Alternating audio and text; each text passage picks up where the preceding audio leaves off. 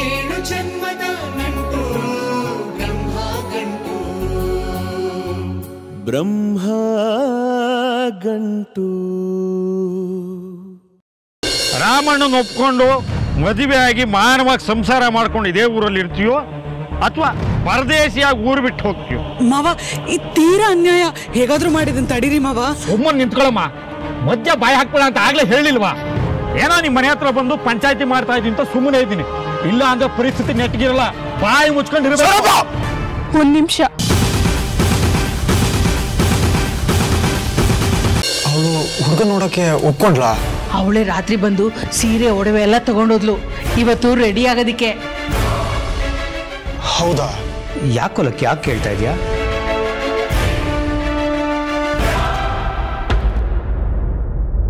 ಪ್ರಣತಿ ಮದುವೆಗೆ ಒಪ್ಕೊಳ್ಳೋದು ನನಗೆ ಅನುಮಾನ.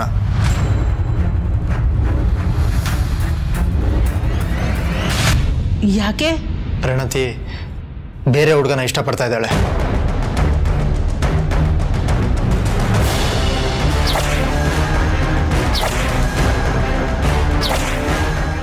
ನೋಡೋ, ಇನ್ನೂ ಕಾಲ ಮಿಂಚಿಲ್ಲ.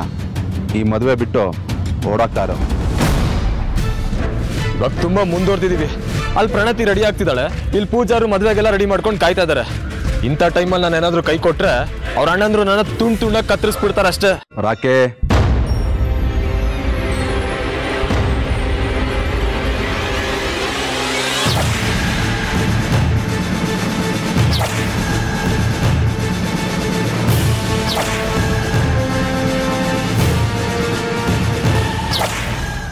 ನಮ್ಮೂರಲ್ಲಿ ವಯಸ್ಸಿನ ಹುಡುಗಿರು ಇತ್ತೀಚೆಗೆ ಓಡೋಗೋದು ಜಾಸ್ತಿ ಆಗ್ತಾ ಇದೆ.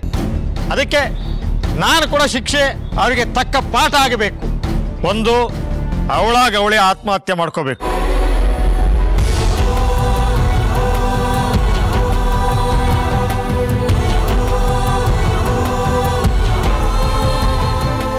ಎರಡು, ನಾವು ತೋರಿಸಿದ ಹುಡುಗನ ಮದುವೆ ಆಗ್ಬೇಕು.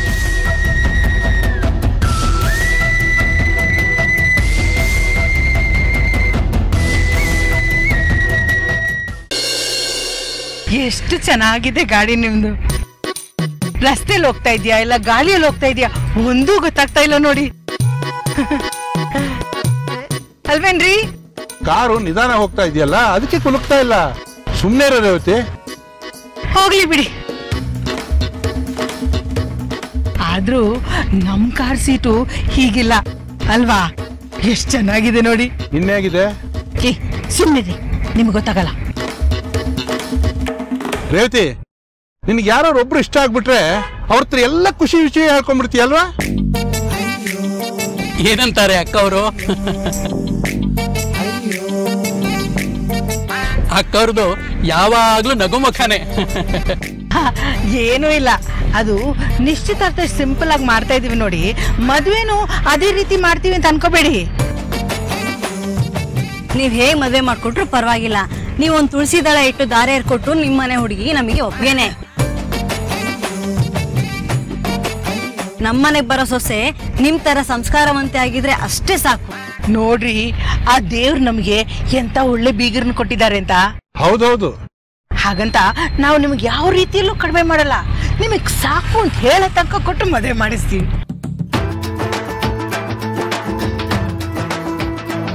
ನಮ್ಮೂರಲ್ಲಿ ವಯಸ್ಸಿನ ಹುಡುಗಿರು ಇತ್ತೀಚೆಗೆ ಓಡೋಗೋದು ಜಾಸ್ತಿ ಆಗ್ತಾ ಇದೆ.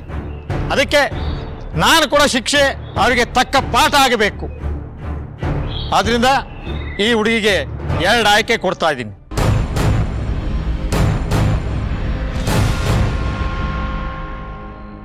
ಒಂದು, ಅವಳಾಗವಳೆ ಆತ್ಮಹತ್ಯೆ ಮಾಡ್ಕೋಬೇಕು.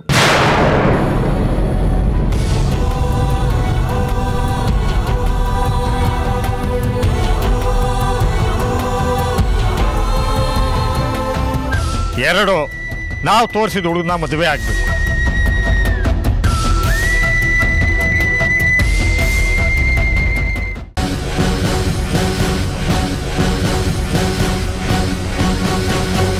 ನನ್ನ ತಮ್ಮ ಸುಬ್ಬ ಪ್ರಣತಿನ್ ಮದ್ವೆ ಆಗ್ತಿದ್ದಾನೆ.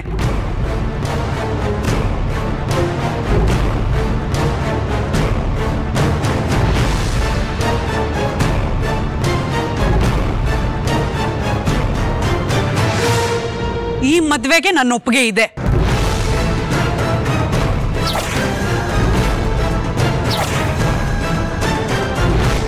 ಅದೇ ನನ್ಗೆ ಒಪ್ಪಿಗೆ ಇಲ್ಲ. ಅದಕ್ಕೆ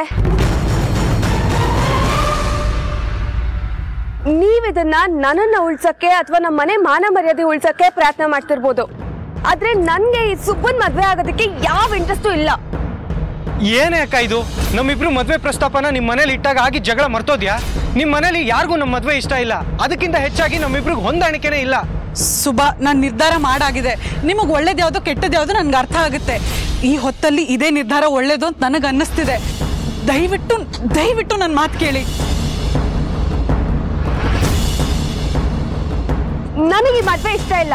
ಅವಳಿಗೆ ಇಷ್ಟ ಇಲ್ಲ ಅಂದ್ಮೇಲೆ ನಿಂದೇನಮ್ಮ ಬಲವಂತ? ನೋಡಿ, ಇದು ಅತ್ತಿಗೆ ನಾದ್ನಿ ಅಕ್ಕ ತಮ್ಮನ ಮಧ್ಯ ನಡೀತಿರೋ ವಿಷಯ. ನೀವಿದ್ರಿಂದ ಹೊರಗಿರಿ. ಪ್ರಣತಿ, ದಯವಿಟ್ಟು ನನ್ನ ಮಾತು ಕೇಳಮ್ಮ.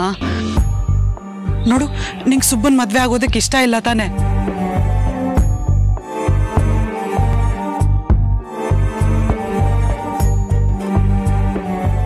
ಸರಿ, ಬೇರೆ ದಾರಿ ಏನಿದೆ?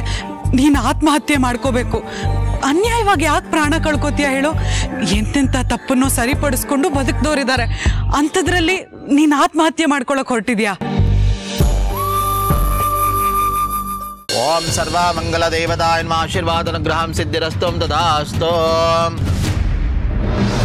ಸುಲಗ್ನ ಸಾವಧಾನ, ಶುಭ ಮುಹೂರ್ತ ಸಾವಧಾನ, ಶ್ರೀ ಪಾರ್ವತಿ ಪರಮೇಶ್ವರ ಧ್ಯಾನ ಸಾವಧಾನ.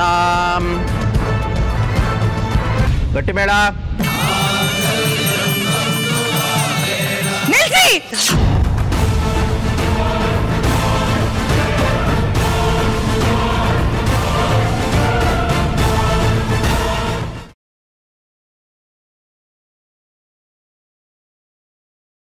ದ್ವೇಷಕ್ಕಾಗಿ ನಡೆದಿರೋ ಅಪಹರಣ ಅಂತ ನಂಗೆ ಅನ್ನಿಸ್ತಿದ್ದು. ನೀರು ಬೇಕಾ?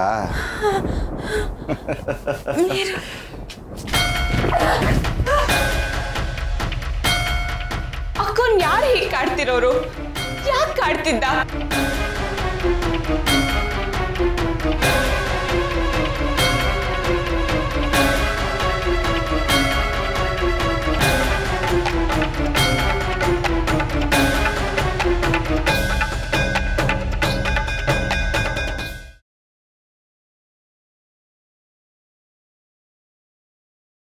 ನಿಮ್ಮ ಮನೆ ಹತ್ರ ಕರಿಕ್ ಬಂದಕ್ಕೆ ನಂದಿತಮ್ಮರಿಗೆ ಸಪೋರ್ಟ್ ಮಾಡ್ತೀನಿ ಅಂದೆ.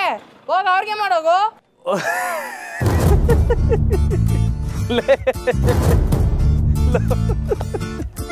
ಹೀಗೆ ಕಳೆ ಪಿಕ್ಚರ್ ವಿಲನ್ ತರ ನಗ್ತದ್ಯಾ? ನಾನು ಹೇಳಿದ್ದು ನಿಮ್ಮ ಅತ್ತಿಗೆ ಸಪೋರ್ಟ್ ಮಾಡ್ತೀನಿ ಅಂತ. ನಿಮ್ಮ ಅತ್ತಿಗೆ ಯಾರು? ಇವ್ರಿಗೆ ಈಗಿತ ಓಟ್ ಹಾಕ್ಬೇಕು. ಓಟ್ ಹಾಕ್ತೀವಿ. ನೀವು ಬಂದು ಕೇಳಿದಾಗ ಜಾನಕಿಯಮ್ಮರಿಗೆ ಓಟ್ ಹಾಕ.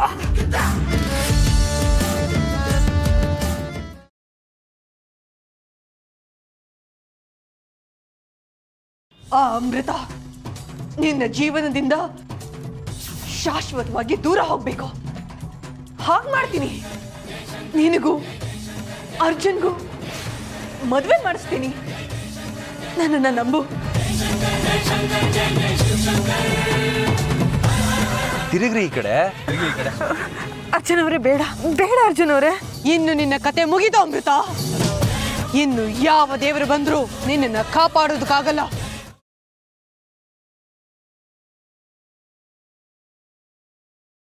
ಹಾಸ್ಪಿಟ್ಲಲ್ಲಿ ಮಲಗಿರೋ ರಾವ್ ಅವ್ರ ಹೆಬ್ಬೆಟ್ಟನ್ನ ಡಾಕ್ಯುಮೆಂಟ್ಸ್ ಮೇಲೆ ಒತ್ತಿಸಿ ಅದಕ್ಕೆ ಸಾಕ್ಷಿದಾರರಾಗಿ ಇವರೇ ಸೈನ್ ಮಾಡಿದ್ದಾರೆ. ಹೇಳಿ ಡಾಕ್ಟರ್. ವಾಟ್? ಪಾಯ್ಸನ್ನಾ? ಸರಿ ಡಾಕ್ಟರ್, ಸರಿ.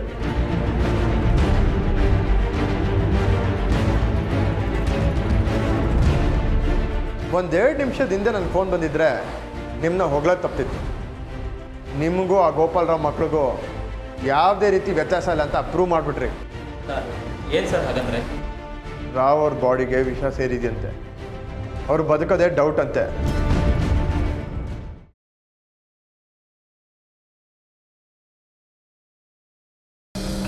ಅಥರ್ವ, ನಿನಗೆ ಯಾರು ಹೇಳಿದ್ದು ನಾನು ಪಾಪ ಜಗಳ ಆಡ್ಕೊಂಡಿದೀವಿ ಅಂತ? ಯಾರು ಹೇಳಿಲ್ಲ, ನಂಗೆ ಗೊತ್ತು. ಜಗಳ ಆಡಿರೋ ವಿಷಯ. ನಿನ್ನ ಪಪ್ಪನ ಜಗಳ ಯಾವಾಗ ಮುಗಿಯುತ್ತೆ ಶುಭಮ್ಮ? ಮತ್ತೆ ನಾವು ಮೊದ್ಲಿನ ತರ ಯಾವಾಗ ಇರ್ತೀವಿ?